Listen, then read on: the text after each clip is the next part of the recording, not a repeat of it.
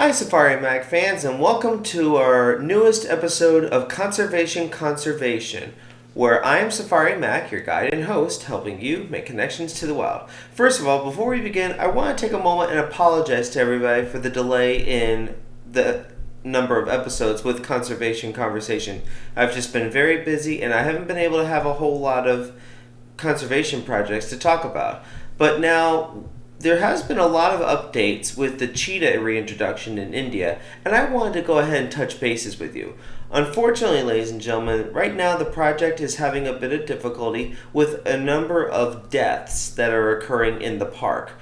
Some people have argued that this is because they're in an area where it's just not sufficient enough, or other things that are that seem to be sending them to the grave a lot sooner. Ladies and gentlemen, for those who are probably keeping up to date with this conservation project, I wanted to go ahead and just touch base with you, share some of my thoughts and opinions about what's going on and what we're seeing.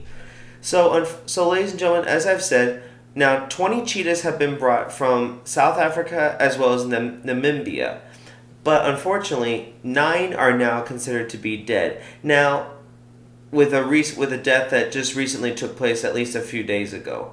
Now, ladies and gentlemen, I want to tell you, while this is a very sad circumstance, we need to understand that this was something that was kind of bound to happen. With any project, whether it's conservation, maybe construction, or even making a movie, just any project that you can think of, in the end, there's always something called road bumps. There's always going to be bumps in the road. There's always going to be problems, and there's going to be issues that occur. And for animal reintroductions, that's really no different. Usually animals will die because they're not fully. While they are monitored by conservation groups and monitored, once they're released into a wild area, deaths are bound to happen. I think we should all be thankful for a minute that these deaths have not been caused at the hands of humans, whether it's poisoning, death maybe of revenge of livestock loss, even poaching. Though earlier in the project, earlier a little bit this year, after some of the reintroductions, some rangers had discovered a couple of guns that were buried underneath a bank near a river. So thankfully, they were able to seize those guns, and no cheetah has died from it.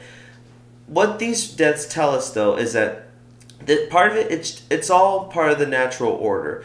Right now, we need to understand that the cheetahs are from the southern part of the world, the southern hemisphere, and they are just being kind of thrown into an area of the northern hemisphere where it's different weather, different climates, and although they seem to be similar, in a way, it's different habitat. And it's not like they're not, be able to feed themselves, because so far through reports, they've been able to hunt very successfully for themselves. They've been seen hunting spotted deer, black buck, and many other forms of antelope or large game. They've even been sighted hunting feral hog, though that observation needs to be made first. But ladies and gentlemen, with any project, this is all part of the natural order when you're reintroducing a new species or bringing a species back to an area where they once lived but were extinct for so long. These things take time. It takes time. And here, it sounds bad, but I want to show you proof right here. This is from a news article called The Times of India.